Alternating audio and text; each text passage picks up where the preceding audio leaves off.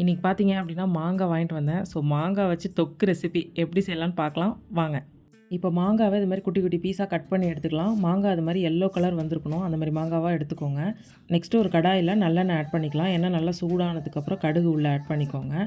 கடுகு நல்லா வெடித்ததும் நம்ம கட் பண்ணி வச்சுருக்கிற மாங்காயை வந்து உள்ளே சேர்த்துக்கலாம். ரொம்ப பச்சை மாங்காயாக சேர்த்திங்க அப்படின்னா தொக்கு வந்து பார்த்திங்கன்னா ரொம்ப புளிப்பாயிடும். இந்த மாதிரி எல்லோ கலர் வந்த மாங்காய் எடுத்திங்க அப்படின்னா ஸ்வீட் டேஸ்ட்டோடு நல்லாயிருக்கும். ஸோ இப்போ வந்து கொஞ்சமாக சால்ட் ஆட் பண்ணிக்கலாம்.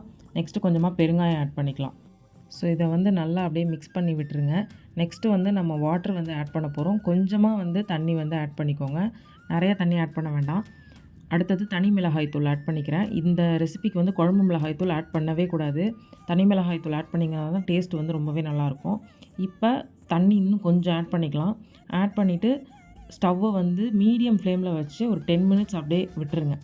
இப்போ ஆஃப்டர் ஒரு 10 மினிட்ஸ்க்கு அப்புறம் நான் ஓப்பன் பண்ணுறேன். இந்த தொக்கு பார்த்திங்கன்னா ஒரு 90% இந்த மாங்காய் வந்து நல்லா குக்காகி அப்படியே எண்ணெய் பிரிஞ்சு மேலே வந்திருக்கும்.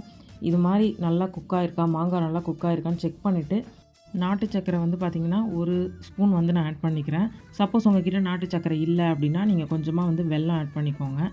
ஃபைனலாக பார்த்திங்கன்னா கொஞ்சமாக வந்து வெந்தயப்பொடி ஒரு 1/4 டீஸ்பூன் போட்டுட்டு நீங்கள் ஸ்டவ்வை ஆஃப் பண்ணிவிடுங்க. அவ்வளோதாங்க நம்ம தொக்கு ரெசிபி.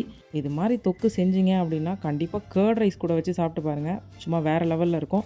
இது வந்து 1 வீக் வரைக்கும் நம்ம ஃப்ரிட்ஜில் வச்சுக்கலாம். இந்த வீடியோ உங்களுக்கு யூஸ்ஃபுல்லாக இருந்துச்சுன்னா லைக் பண்ணுங்கள், ஷேர் பண்ணுங்கள், சப்ஸ்கிரைப் பண்ணுங்கள். தேங்க்ஸ் ஃபார் வாட்சிங்.